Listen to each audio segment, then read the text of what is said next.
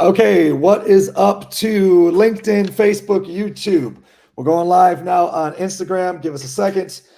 You are here for episode 23 of the 20-minute showdown, which has never lasted 20 minutes. So we're going to go 3 questions back and forth with an entrepreneur, a new to Miami entrepreneur. Need a little help here with this little stand that keeps tipping over. And we're going to be sharing with you guys some awesome ideas from her success journey. We're going to ask each other 3 questions. Oh, she's ready already. Look at that. Yeah, we got to move it this way so I can type a little bit. Okay. Welcome, Roberts. Welcome, Sally. Welcome, Nails. Welcome, Yosemi. Welcome. All right. And welcome, Angela. Hey, Angela, how are you? I'm awesome. How are you? Great answer. I'm fantastic. So we're just filling everybody in. Welcome, Facebook, YouTube, LinkedIn. Now welcome, Instagram. Hi, Rebecca. How are you? What's happening to Leland? Hey, how are you? Cartonuto. Do me a favor, everybody. As you're logging in, tell us where. If you're watching the replay, I know more of you will watch this recorded than we'll watch this live. What's up, Sally in Dallas? How are you? Tell us what you do for a living. Tell us where you're logging in from. Introduce yourself to the group here. You are on episode 23 of the 20-minute showdown, which is 2 sales professionals or entrepreneurs or solopreneurs, depending who the guest is. In this case, 2 entrepreneurs that are going to share 3 questions back and forth. We don't know what we're going to ask each other. So I don't know what she's going to ask me. She doesn't know what I'm going to ask her. And that's what makes it fun, because it's not rehearsed. So tell us where you're hitting us up from. What's up, Miami? What's up, New York? What's up, JVR Freight? Good to see you, brother. And welcome to Angela Duncan, who is actually just down the street from me. We probably should have just done this live. You could have just said that, because you are approximately 6 blocks away. Yeah, something like that. 5 minutes. 6 blocks away. So we have 3 questions, 20 minutes or so to get them done. What's up, Rodrigo? And we're going to get those going as we speak on Mark, Get Set, Go. So actually, no, we're not going to start asking the questions. First thing we're going to do is I'm going to have Angela tell you her backstory. Take a minute or two. Tell us about you. Yeah. So I like to start off my story. First off, Nick, thank you so much for saying yes. I did ask to come on here today. So I'm excited to finally join your 20-minute showdown, and should be interesting today. A little bit about me. I am a survivor of childhood abuse and trauma. My mother was an alcoholic. My stepfather abused me. I grew up in poverty, and we moved more times than I even can remember. So when I was 18, I moved out of that situation. And I put myself through a 5-year plan to graduate through college, and worked nonstop, 2 jobs, 3 jobs constantly. And I always knew that what was my driver was that I never wanted to live in poverty again. So I learned pretty early on that you needed to learn about money. And I went to school, got my finance degree. I thought I wanted to be a stockbroker on Wall Street, joined Bank of America, and an incredible group of financial advisors. They taught me a lot. I went through the tech bubble and learned very quickly that that was not the avenue that I wanted to learn money or teach money. And then I met a boy who moved me to Florida, and we had 17 years of a successful marriage, and we grew companies together. I've had my real estate license since 2007, went through that housing bubble. And then the marriage didn't last. The friendship did, thankfully. And I moved to Miami, started over, and here I am. Great delivery. Wow, you've done this a couple times. I'm excited. Welcome, Germany. You got some fans here in Germany. Welcome, Adam Gonzalez, as well, from Los Angeles.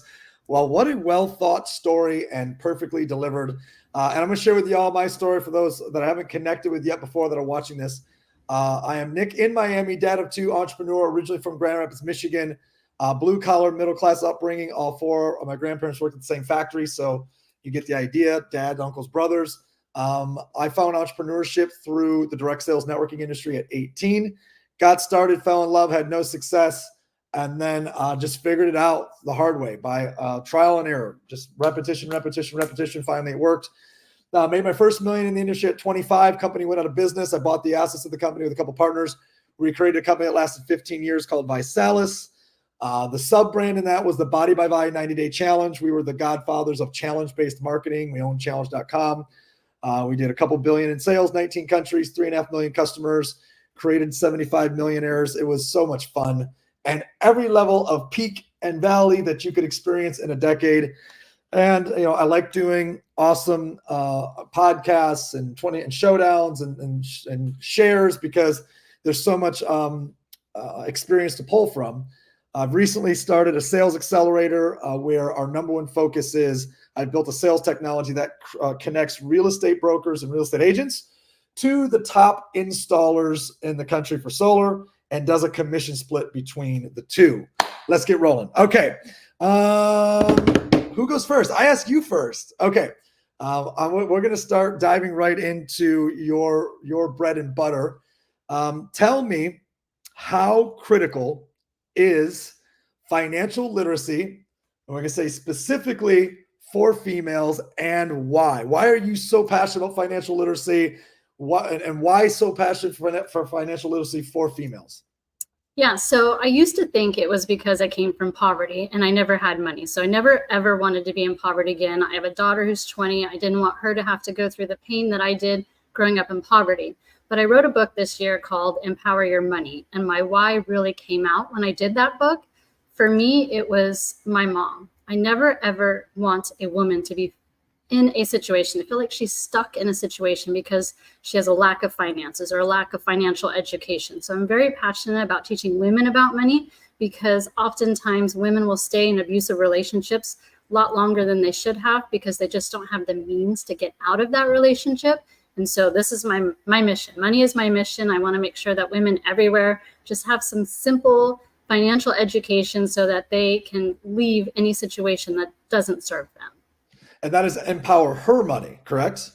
Yes. Well, the book was Empower Your Money, but yes, my brand is Empower Her Money. Oh, okay. That's because I typed one and they switched it while I was typing it right now. And okay, let's go three really important principles, or you decide 1 to 3 most important principles from the book to empower your money and her money. Take it away. That's a follow-up question that doesn't count as number 2. Okay. Hey, your platform, your rules. The first one is invest in yourself. I'm a huge believer in seeking information. If you don't have money, I'm a YouTube graduate, so YouTube is free, platforms are free. Figure out what it is that you want to learn more about and become a student. For me, I am going to be a student forever, so I definitely feel like that's important. Number 2, you got to pay attention. Whether you are, so many people are in credit card debt, it's crazy. Like, they haven't even looked at their statements. To me, that's just something that you should be doing every day, if not weekly, if not monthly. That's step number 2. And then 3 is just get in the right rooms with the right people. I know a lot of people say that, but I look for opportunities, and I look for the right opportunities to say yes to, but I seek out those people so that I am always learning. I'm always leveling up my game. Everyone has a story, and I love learning about different people's stories. So that would be number 3. Someone jot this in the comments. She's giving you the magic here, but somebody respond back. Welcome, Marvin. Somebody give us the responses that she just gave back in the comments. Number 1, invest in yourself. Tell us number 2 again, just a short line. The number 2, oh gosh, I already forgot. It was check your statements. Look at your bank statements. And then number 3 is getting in the right rooms, finding the right mentorships. I'm going to put know your statements or know your numbers. And then number 3 is get in the right rooms. Okay. Give us an example of getting in the right rooms. Well, our mutual friend who introduced us, Melissa Wagi, I went to an event to see Marcus Lemonis speak, but I honestly walked away with more information watching her on a panel. And I'm a pretty shy person, so I really wanted to meet her. So the next day of the conference, I brought my best friend with me, and I told her, go make friends with Melissa because I want to get to know her. So she did, and that was just me seeking out someone else that I just knew had a powerful story that I wanted to be in her world.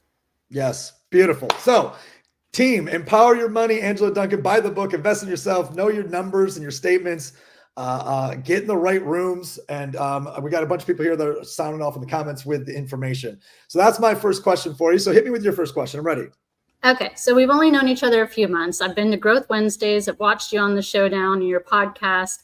You are very business driven. You're like hugely focused on your goals. You've had massive success. You've lost it. You got it again. Why are you so driven still today? Like, I feel like you probably have enough money that you could retire, but you're still so focused and so driven. What drives you? Okay, so I'm gonna answer that from a business as a business answer, because the goal driven side of me is relatively balanced, right? If you look at my goals and you look at, say, the top 100, you're like, oh, he's got a list of goals that are health and fitness. He's got a list of goals that are family. He's got philanthropy. So there's relatively balanced. But what currently drives me right now in this moment, it's actually very specific, and I can answer that question very specifically. Some people, have some awareness to this, but I want to prove that I can build a 9-figure a year company that's in a traditional business format that is not network marketing or not MLM. So since I was 18 years old, and I still am active in the network marketing space. In fact, I'll be in Italy with our top 1,000 salespeople this weekend in my network marketing, venture. But I have 25 years there. And up until 3 years ago, I had never done anything except passive investing. I got investments and a bunch of stuff, tech, real estate, blah, blah, blah. But I've never done anything where I led a company outside of that industry. So I want to prove that I can build at least a 9-figure year company in a non-MLM format and without my prior partners. Not because I like Blake Mullen's my best friend, brother. He'll passively and I'll passively be partnered in everything we ever do forever. But that's just, can I do it? And it's just, it's a can I do it thing. Can I do it in a new industry? And can I do it without the exact same partners? And that would prove a lot to me. It has nothing to do with anyone else but myself. Yep. Follow-up question there. Did that answer the question? No, it did. Yeah, for sure. I'm in the same boat right now, so I understand. Okay. Any follow-up to that? No follow-up.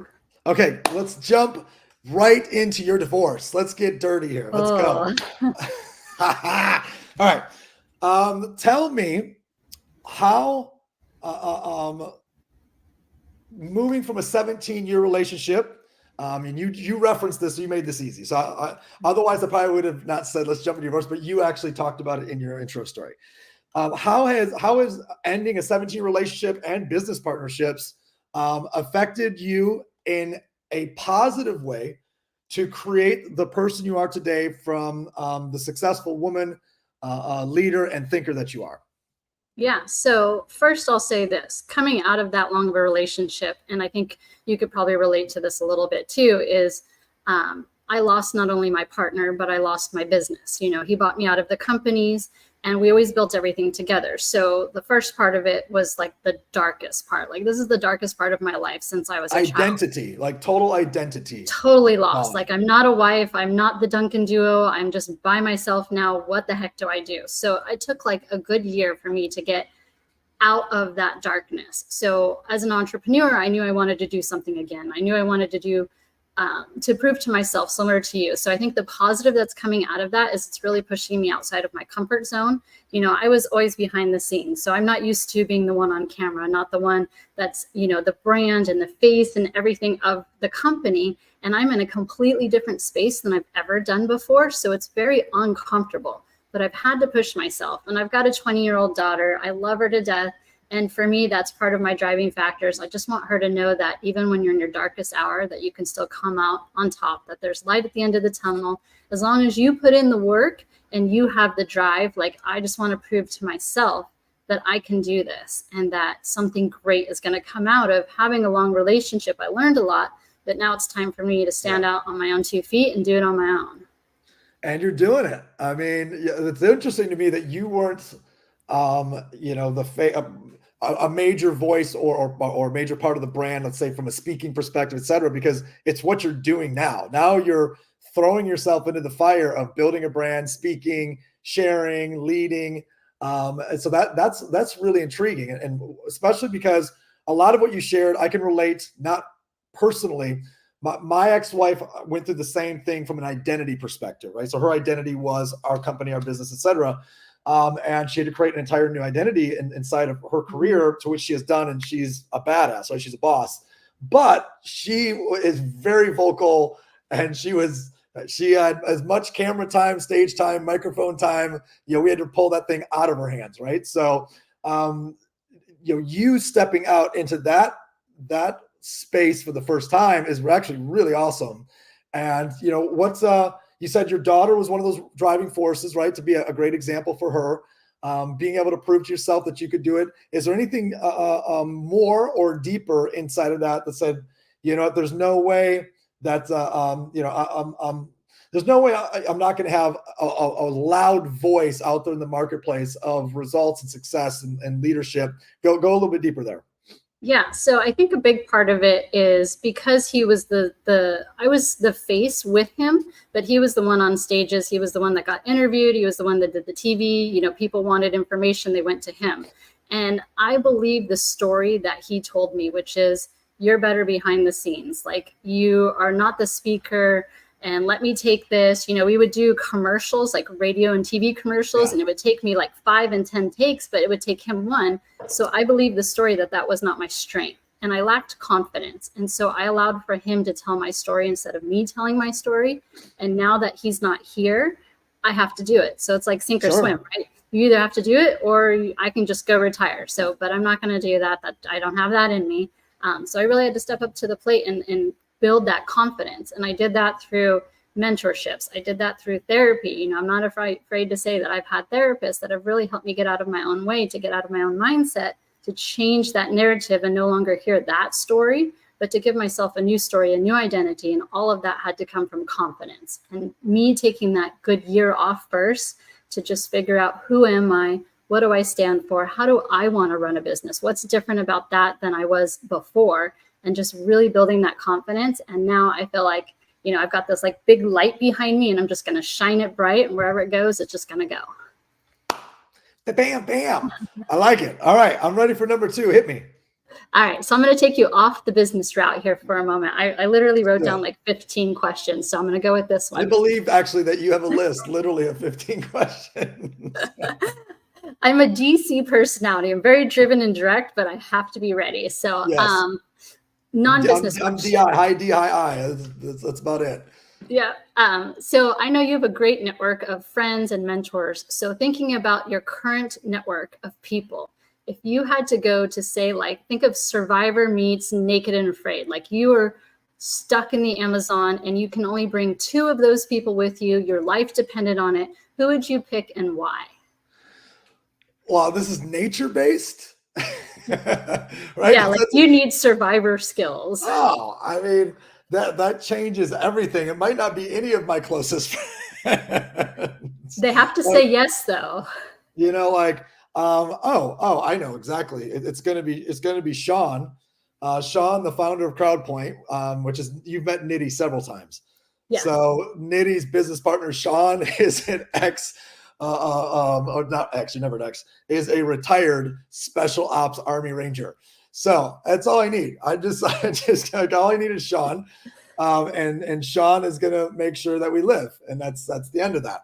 I think another one would have to be a female. So if we got Sean, I can actually take any female that doesn't have any real gifts in nature, because we're all going to live because Sean's there.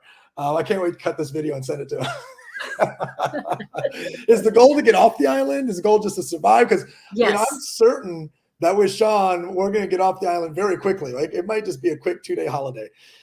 So, but I would definitely bring a female companion, so that I enjoy that energy, that exchange, and those interactions, and whether that's detailed or not, you can draw your own conclusions. But yeah, if I'm stuck in an island, it's not going to be with all dudes. So I'm gonna get the one dude that's going to keep us alive, and then a female counterpart that's going to have great conversation, dialogue, and experiences with. So how's that for an answer? So you're not going to name the female? Okay, I'll give you that. Maybe she's on the island.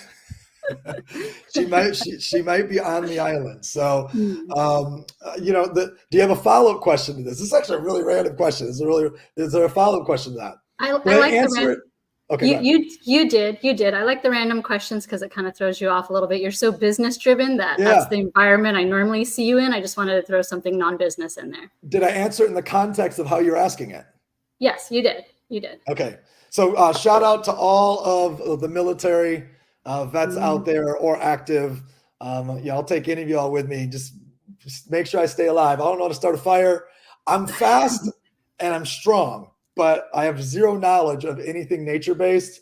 Don't tell me what leaves to like, don't tell me to go pick things to eat. Like, we're going to die. Like, but if you say like, yeah, if you're like, hey, go collect, these things or carry things or build things. Yeah.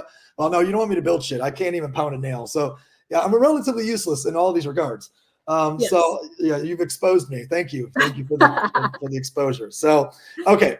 My third question is I want to go towards females because I know that is the tip of the arrow. I think this is your second question. This is my second one? Yeah, because I've only asked two. Well, no. No, Maybe. that's three. Okay. This is three. Number one was the divorce. Why your passion for finance. Number two was about what you learned, how you grew from your divorce. And then, what's up, Empress the Warrior? Empress the Warrior, she might be good out there in the woods. We have no idea. All right, so number three is I want to go towards more of the tip of the arrow. I know you're passionate about helping people. I know you're passionate about financial literacy for all people, but let's go tip of the arrow, which is niche for you, which is females. I want your best absolute positive, most important, most emotional, most direct, whatever direction you want to take this, pieces of advice that you can give to a female who is not where they want to be, who wants to become great in fill in the blank, who has these goals or dreams, but is fighting back against their own self-doubt, self-belief. Hit it. Okay, so I have a couple, and the first one is mindset. I think a lot of times we can read, we can invest in ourselves, we can go to seminars and have mentors, but until we get our mindset correct, all of that information is useless. You can take all the action you want, but your mindset comes usually from a very young age.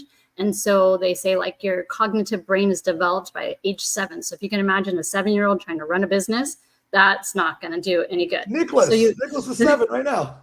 So imagine him running your finances, your books, like any of that. Yeah, so that's not gonna work. So money mindset is like the first thing. You've got to work on your mindset. You got to make sure it's positive. I'm huge on how I start my day. I'm totally focused. I get up, I make my bed, I let my dogs out, and I just sit in the backyard and I journal. And so the mindset piece of that to me is still a struggle for me today. So I start my day very positive. I write down my goals. And I write down grateful statements. So not only am I grateful for like what's going on right now. I mean, we live in the US and there's so many things, and think about like the rest of the world and what's going on. There's so many things in the US that we have immediate access to that a lot of other people don't. So I did this recently and started implementing this, and it sounds kind of funny, but I like say thank you to my car. I say thank you to the gas station, because these are things that not everybody in every country has, right? But I have access to it every single day. So mindset, being positive, being grateful is extremely important.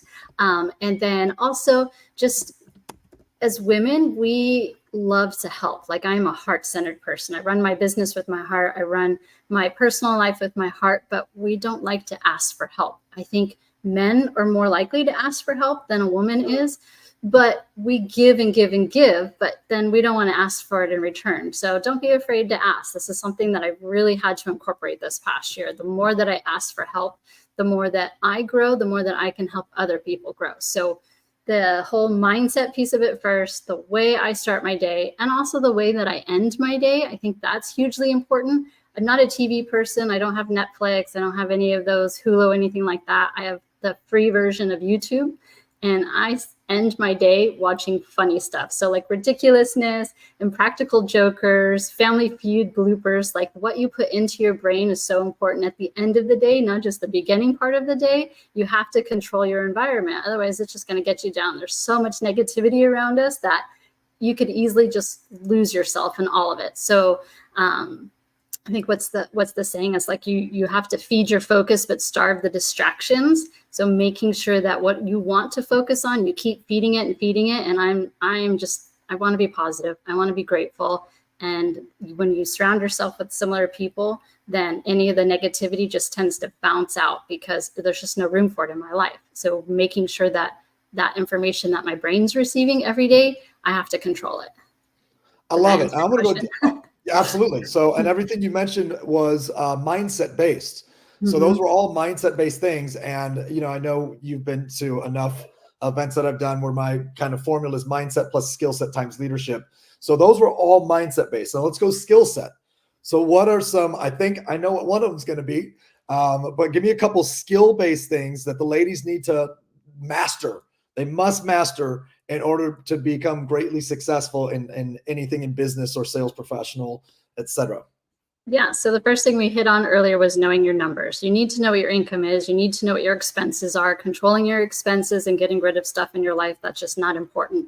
That helps you a lot with the mindset. But those are the skills. It's like learning the basics about money, knowing where your foundation is today so that you can set goals and move to those goals. But you already know where you are today. You can't move towards a goal if you don't really know where you're starting. You know, the example that a lot of people always say is about Google Maps. You can't tell Google Maps where you want to go unless it knows where you are today. So the skill set there is to know your numbers. And you don't need to be like super smart about finances. I don't need you to build out a spreadsheet. I love spreadsheets. That's not for everybody, but at least know what your numbers are today. Open the bank statements, open the credit card statements. What are you paying for that you actually don't need? And even coming out of my divorce, I've definitely gotten away from stuff. You know, I used to live on the water. We had a $5 million house and lots of cars and crazy vacations. And then the divorce, you know, the marriage ended. So obviously that wasn't as important to me today, but having the skill set to figure out what is it that's important to you in life. And all of it, yeah, it just comes back to mindset for me. So I guess I'm very mindset focused.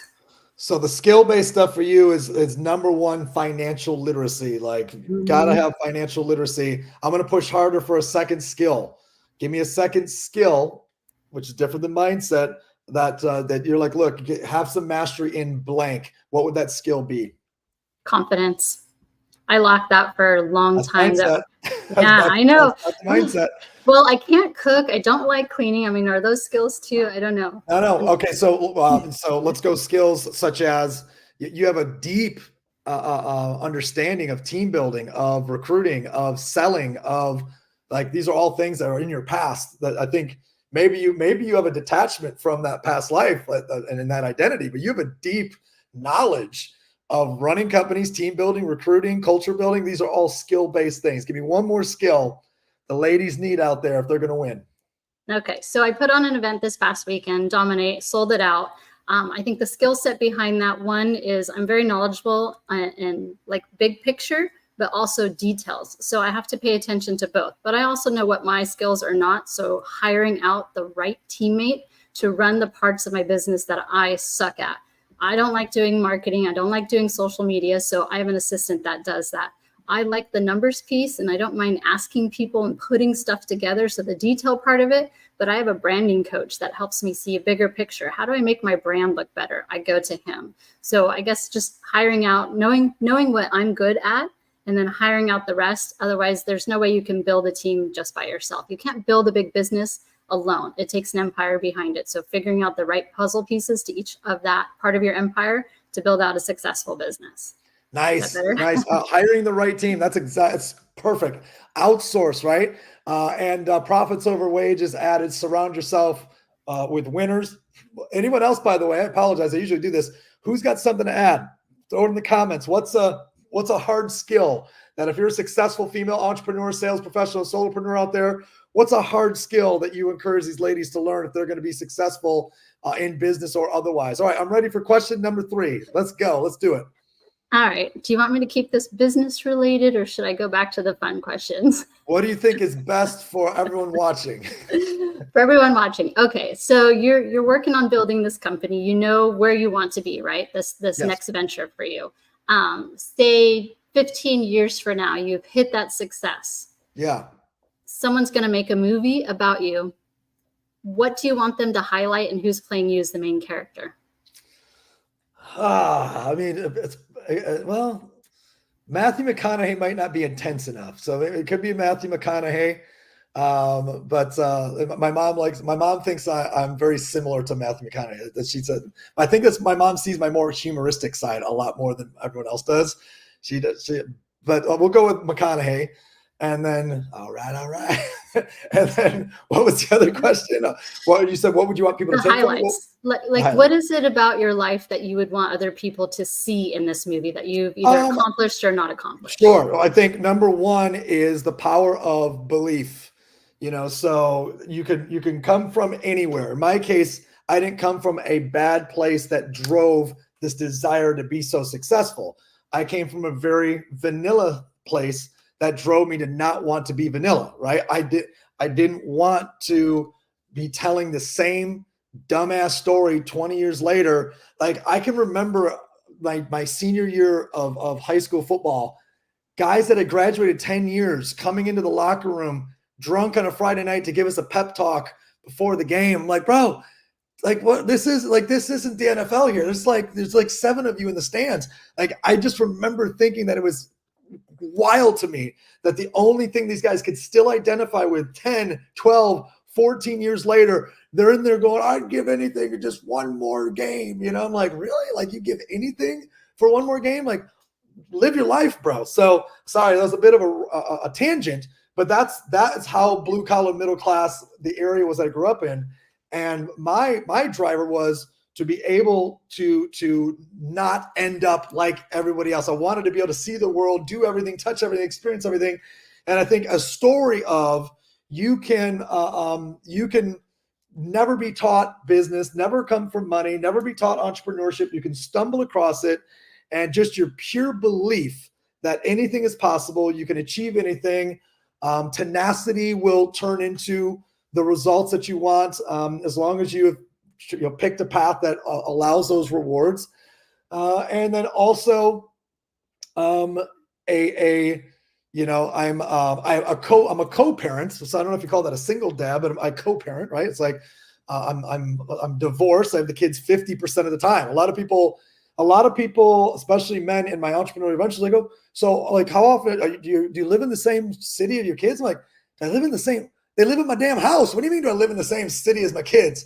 Like, I'm with my kids 50% of the time, right? So, or at least I have them 50% of the time. Obviously, they go to school and do other things.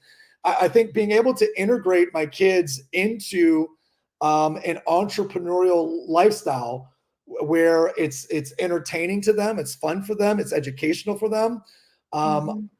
But I also I drive my agenda now with them. But when they're grown up, if they're like, I'm going to go take the most boring ass job at the whatever and sit there, and then, hey, I did my job. My job is not to give you money. My job is not to give you everything I created. My job is to teach you how to be an entrepreneur and teach you how to lead and teach you how to make money. If you don't want to learn it, that's up to you. So I think, that long ass rant, landing the plane is, you can come from nowhere. And if you have a pure, undying belief that you can make it, that you will, combined with how I've integrated my kids into the next part of the journey. Matthew McConaughey, sign the dotted line. Yeah, that's a great question. Yeah. Who would play you? Go ahead. I like to throw a little bit of the personal stuff, because I know you're also about building your brand, and a lot of people see the serious side of Nick and the business side, but unless we're in your inner circle of people, just seeing some of the fun side and the personal side of you is fun for your clips as well. So thank you for indulging my somewhat personal / business questions. I love stuff like this. And I think, anyone that's close to me knows humor is really important to me. So yeah. And I'm from Michigan, which means sarcasm. You have to be very fluent in sarcasm to hang out. I learned that doesn't translate well. Building an international company, sarcasm does not translate well. Jokes in some countries does not happen. This is a dad joke. The coldest crowd you'll ever find is in Finland. But they're very non-responsive, but it's also very cold there. You get it? And a question back to you. Who would play you? Since you asked the question, who would play you? Yeah, so I'm not Latina, but I think I would like J-Lo to play me, because shooting small. No, I like that she came from nothing, and she really had to have the grit and the drive to get to where she was, And so even like when I watched the Netflix special about her doing the Super Bowl, they didn't even want to give her the Super Bowl by herself. She had to bring in somebody else because they wouldn't allow her to have the stage alone.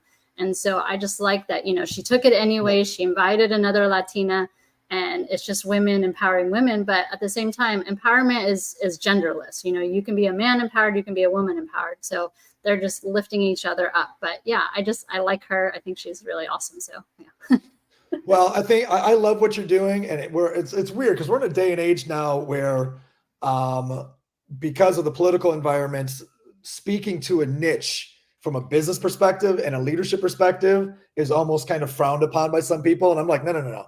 Like, girl, if your niche is women, don't ever talk to a guy about what you're. I'm kidding, but it's like if you know your niche and you know your cause, there's no better business. There's no better business than you speak. If your real cause is raising up women with financial literacy and then don't make it only women. No one else is allowed in these doors, right? Because your price point goes up, your cause, your community, your tribe, like all of it. Now, you're also leaving a lot of money on the table because everyone that won't be a part of that. But I'm all for cause marketing and niche marketing. That's what I've always done in my businesses. And anyways, so we had an awesome showdown today. Tell everyone where to find you and tell everyone about this book they need to go buy. Yeah, so you find me Empower Her Money. I'm on TikTok, Instagram, Angela Duncan on Facebook. I think I'm on LinkedIn too. This is what happens when you sub it out because you kind of forget where you're at. My book is called Empower Your Money, and I changed the word from her to your because one of my coaches told me that there's 5 words that people Google, and money and your is one of them. Her is not. So that's why I changed the book name for it. And then just one last piece of advice that maybe you have heard before, but if you're spending time with your kids, definitely teach them from a young age. Teach them about money, teach them about business. I love what you do, Nick, but also take that a step further and find them other friends that are parents are doing the same, because my daughter's 20, she's in college, and she struggles a little bit because a lot of 19 and 20-year-olds are out partying. They don't have jobs. They don't pay for their own stuff. And so it's hard for her to relate. So when you find those kids early on, they become friends for a long time, and then they lift each other up because they're being taught the same way from their parents too. I love it. Buy the book, Empower Your Money, Angela Duncan. Next time you have an event, please let me know. I'll promote it and post it for you, but you got to ask.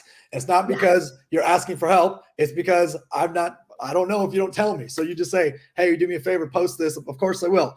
Guys, you can find me at nickslinktree.com, nickslinktree.com. That's all the things are found there. If you love today's episode, please do me a favor. Put in the comments the number one thing that you loved or learned. What did you get from it? What did you take from it? And Angela, I'm grateful for you being on, and thank you for pushing to, you didn't push, you say, hey, can I be on? I'm like, yeah, I'm always looking for people. So episode 23, the Michael Jordan episode. Michael Jordan, yeah, I love that. It's closed. It's over. All right, everybody. Thank you so much. We're ending our stream. Boom.